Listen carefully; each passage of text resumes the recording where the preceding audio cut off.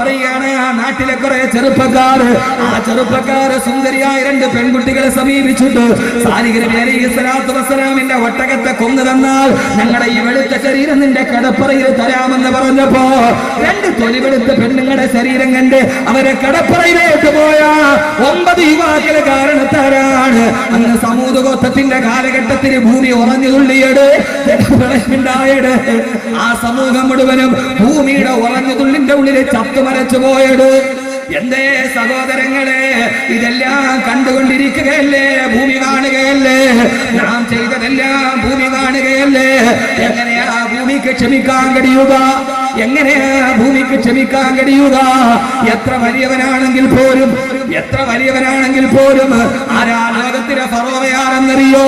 ഫറോവയുടെ സിംഹാസനം വലിയ പടിക്കെട്ടിന്റെ മുകളിലാ.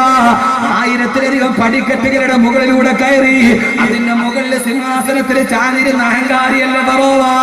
ഓരോ പടിക്കെട്ടിന്റെ ഇരുഭാഗത്തും പരിപൂർണങ്ങളായ പെൺകുട്ടികളെ നിർത്തിയിട്ട് അവരുടെ 2 മാറിടങ്ങൾ പിടിച്ചിട്ട് സ്ഫടിക വെട്ടി കയറി സിംഹാസനത്തിലിരുന്ന അഹങ്കാരിയല്ല ഫറോവ. ആ ഫറോവയെയും അള്ളാഹു കൈകാര്യം ചെയ്തത് ഈ ഭൂമിയുടെ കടലിലിട്ടിട്ടാണെന്ന് വിശുദ്ധ ഖുർആൻ.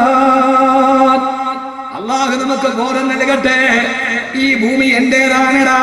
പള്ളിയിലെ കാവിയാര് പറഞ്ഞാലും ആരൊക്കെ പറഞ്ഞാലും ഈ ഭൂമി എന്റേതാണടാ. എന്റെ കയ്യിൽ പണമുണ്ടടാ. എന്റെ കയ്യിൽ ATM കാർഡ് കൊണ്ടുപോയി ATM ഇട്ടാല് പളുപളുത്ത നോട്ട് വരുമെന്ന് പറഞ്ഞ് പള്ളിയിലെ കാവിയാരെ പടിയടച്ച് പിണ്ഡം വെച്ച് മഹല്ല് കമ്മിറ്റിയെ വീട്ടിൽ നിന്ന് ഇറക്കി വിട്ടിട്ട് ഞാനാണടാ വലിയവനെന്ന് പറഞ്ഞ ഫറോവ എവിടെ? ഭൂമിയെ കുറിച്ച് രണ്ടാമത് ഞാൻ പറയുകയാണ്. ഈ ഭൂമിയുടെ മുകളിൽ അഹങ്കാരം പറഞ്ഞവനെയാണ് അള്ളാഹു ലോകത്തിലെ ഏറ്റവും വലിയ ദാരുണ മരണം കൊടുത്തത്. ചിന്തിച്ചോളി. അള്ളാഹു തൗഫീഖ് നൽകട്ടെ. ഭൂമിയുടെ രണ്ടാമത്തെ പ്രത്യേകത ഖുർആൻ പറയും. അള്ളാഹു മനസ്സിൽ നിന്ന് അഹങ്കാരമൊക്കെ മാറ്റിത്തരട്ടെ. ആരാണ് മൂസാ നിന്റെ അള്ളാഹു ചോദിച്ചു. മൂസാ നബി പറഞ്ഞു, അല്ലദീ യുനസ്സിലുൽ ഗൈസ, ആകാശത്തിൽ നിന്ന് മഴ വർഷിപ്പിച്ചവനാ എന്റെ അള്ളാഹ്. ഇനി ഭൂമി കരയണ സമയമൊക്കെ ഉണ്ട്. എല്ലാം ഞാൻ പറയാം. ഭൂമി തുള്ളണ സമയമുണ്ട്, ഭൂമി കരയണ സമയമുണ്ട്, ഭൂമി എതിരെ വേള് ചൂണ്ടണ സമയമുണ്ട്. അള്ളാഹു 3 സമയവും നമുക്ക് നന്നാക്കി തരട്ടെ. അള്ളാഹു നമ്മളെ സ്വീകരിക്കട്ടെ. ഈ ഒരു നിശബ്ദം നോക്കി ഒരു സൂചി ചാക്കി എടുക്കുന്ന നിശബ്ദം. എത്രയോ വയസ്സായ ആളുകളുണ്ടാവും. എല്ലാവരും നിശബ്ദമായി നിൽക്കാൻ അള്ളാഹു കബൂലാക്കട്ടെ. എന്റെ പ്രിയപ്പെട്ട സഹോദരങ്ങളെ, ഭൂമിയുടെ കാര്യത്തിൽ അഹങ്കാരം പറഞ്ഞവനെയാണ് ഭൂമി എന്ത് ചെയ്തത്? ആകാശത്തിൽ നിന്ന് മഴ വർഷിപ്പിക്കുന്നവൻ എന്റെ അള്ളാഹ് പറഞ്ഞു. മൂസാ നബി പൊട്ടിത്തിരിച്ചിട്ട് പറഞ്ഞു, മൂസ എന്നാലും നിന്റെ അള്ളാഹ്ക്ക് മേലെ ഞാനാരാ? ഇവിടെ അള്ളാഹ്ക്ക് മേലെ വളർന്നവന്മാരൊക്കെ ഉണ്ടായിരുന്നു. ഇവിടെ അള്ളാഹ്ക്ക് മേലെ വളർന്നവന്മാരൊക്കെ ഇവിടെ ഉണ്ടായിരുന്നു. ഇവിടെ പൊന്നുമോനെ, ഈ സമ്പത്തും ഈ അഹങ്കാരം ഒരുത്തനെയും തുണച്ചിട്ടില്ല, അതിന് തുണയ്ക്ക് ആ ഒരു അഹങ്കാരം ആർക്കും വേണം. നമുക്ക് ഇച്ചിരി പച്ച പണം ഇങ്ങോട്ട് വരും. ATM കാർഡ് ഇട്ടാലേ $1 കുറെ ഉച്ചിഷ്ടം ഗൾഫിൽ നിന്നും വന്നു. ഇവിടെ കുറച്ച് പണവും നമുക്ക് ATM കാർഡ് ഇട്ടാൽ കിട്ടി. സർവ്വ പെണ്ണിന്റെ കയ്യിൽ ATM കാർഡ് ഉണ്ട്, സർവ്വ ആണിന്റെ കയ്യിൽ ATM കാർഡ് ഉണ്ട്. കൊണ്ടയിട്ടാൽ കിട്ടും. പച്ചപ്പളപ്പിന്റെ നോട്ടുണ്ട്. മൂസ നിന്റെ അള്ളാഹ്ക്ക് മേലെ ഞാനാന്ന് പറഞ്ഞു ഫിറോൻ. എന്താ നിന്റെ അള്ളാഹ്ക്ക് മഴ പെയ്യിപ്പിക്കണമെങ്കിൽ ഭൂമി വേണ്ടേ? ഭൂമി ആരുടേതാ? അനല്ലദീ മുൽക്കു മിസ്റ വഹാദിഹിൽ അൻഹാറു തജ്രി മിന തഹ്തി. ഈ മിസ്ർ എന്റേതാണടാ. ഞാൻ പോട്ടെ എന്ന് വിചാരിച്ചത് കൊണ്ടാണ് ഈ നൈല് പോലും ഒടുങ്ങുന്നത്. ഞാൻ വേണ്ടാന്ന് പറഞ്ഞ ഈ നൈല് പോലും അടങ്ങുമായിരുന്നില്ല എന്ന് പറഞ്ഞ ആളല്ലേ ഫിറഔൻ. ഫിറൗന്റെ സിംഹാസനമേടാ.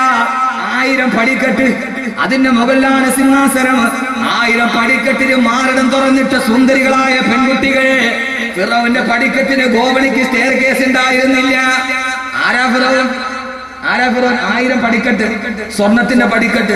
ആ പടിക്കെട്ടിന് സ്റ്റെയർ കേസ് ഇല്ല. നമ്മൾ സ്റ്റെയർ ഇട്ടാൽ അതിനൊരു പിടി ഉണ്ടാവില്ല കയറി പോവാൻ. ഇമാതിരി എസ്കലേറ്റർ ഒന്നുമില്ല.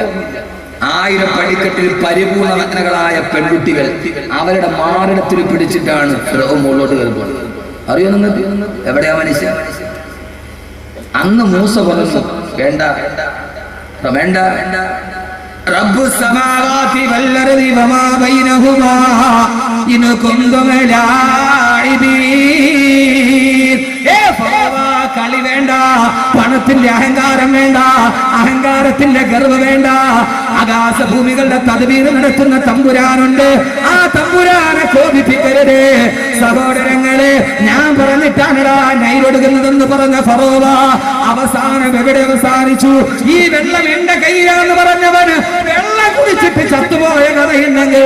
പറയുന്നത് ഫിറൗന്റെ കഥയേ ഉള്ളൂ. ചെങ്കടലിന്റെ ഉപ്പുവെള്ളം നന്നാക്കിലോട്ട് തട്ടിയപ്പോഴാണ് ഈ ഫിറൗൻ പറഞ്ഞത് ആമന്തു ബിറബ്ബി മൂസാ വ ഹാറൂൻ. മൂസാ നബി പറഞ്ഞ, ഹാറൂൻ നബി പറഞ്ഞ ആമന്തു ലാ ഇലാഹ ഇല്ലല്ലദി ആമനതു ബിഹി ബനൂ ഇസ്രായീൽ.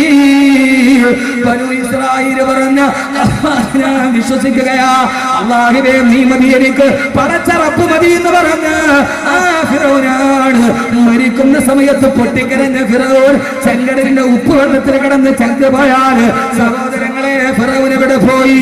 അല്ലാഹുവിന്റെ ഖുർആൻ ഭൂമിയെ കുറിച്ച് പറയുന്നത് ഭൂമിയുടെ മുകളിൽ അഹങ്കാരത്തോടെ ചവിട്ടി നടന്നവനെ ആ ഭൂമി തന്നെയാണ് കൈകാര്യം ചെയ്തത്. കൊട്ടാനി മുന്തുള്ളി ഫിഞ്ചോര കെട്ട പിന്നീന്ന് കാഷ്ടമ ചുമന്നോരു കൊട്ട റൂഹൊന്ന് വിട്ട ചത്ത ചകമല്ല കൊട്ട പറനിന്റുടൽ കന്ത് ബഹുമാനം പൊട്ട. കേട്ടിട്ടുണ്ടത്? ഈ പാട്ട് കേട്ടിട്ടില്ല? പൊട്ടാനി മുന്തുള്ളി ഫിഞ്ചോര കെട്ട പിന്നീന്ന് കാഷ്ടമ ചുമന്നോരു കൊട്ട റൂഹൊന്ന് വിട്ട ചത്ത ചകമല്ല പൊട്ട പറനിന്റുടൽ കന്ത് ബഹുമാനം പൊട്ട. പകൽ കണ്ണടച്ചാൽ ഇരുളാമ പൊട്ട, സ്വന്തം തെളിച്ചാൽ പതിറാമ പൊട്ട, നട്ടാൽ നെല്ല് വിളയൂമ പൊട്ട, നാരായം വിട്ടാസ് ചുറ്റൂമ പൊട്ട. അകക്കണ്ടുറന്നൊന്ന് നോക്കിക്കെ മൂടാ, അകക്കണ്ടുറന്നൊന്ന് നോക്കിക്കെ മൂടാ, ഉത്സാരമോത്താലുറങ്ങാമോ കേടാ, അകക്കുൾ തുറക്കുൾ അടക്കല്ല മാടാ, മൂടിട്ട ചെപ്പിൽ മുത്തുണ്ട് കേടാ. പാടിപ്പടിക്ക് മലബാറിലെ കുട്ടികള് ആണത്തമുള്ള മാപ്പിള സുഗതാക്കളുടെ മക്കളാണെങ്കിൽ ലോകത്തിന്റെ സാമ്രാജ്യത്വത്തിനോട് നെഞ്ചു വിരിച്ചു നിന്ന് മറുപടി പറഞ്ഞ പൈശാചിക അധിനിവേശത്തെ അറബിക്കടലിന്റെ അരമാല കടത്തിയിട്ട് വിട്ട മക്കളാണെങ്കിൽ പൊന്നു പെങ്ങളെ മണിക്ക് ലോകത്തുള്ള 140 രാഷ്ട്രത്തിൽ ഏതൊക്കെ പെണ്ണ് തുണി വിരിഞ്ഞാടിയാലും അത് കാണുന്നതിന് പുറമെ ധൈര്യമുണ്ടോ അതിനൊക്കെ സഫലമായ പാടാണ് സുരായി മുഹമ്മദ് മുസ്ലിയാരുടെ സഫലമാല.